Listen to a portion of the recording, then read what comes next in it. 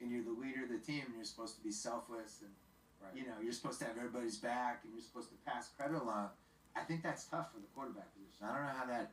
It's a tough one to juggle. Yeah. Look at Dak. Dak was getting commercial.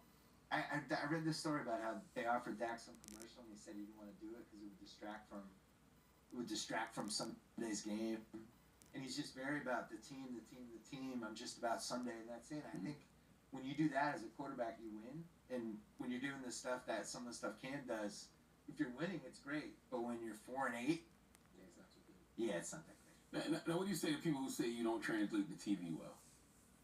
They might be right. My show just got canceled.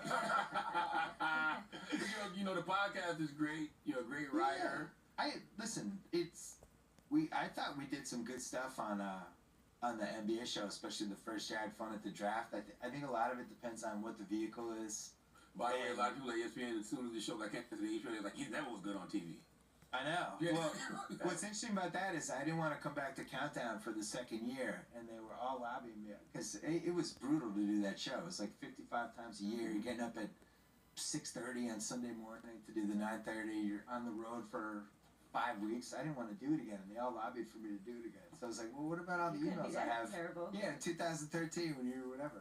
But, you know, I don't know. I love doing the podcast. I love the long form stuff.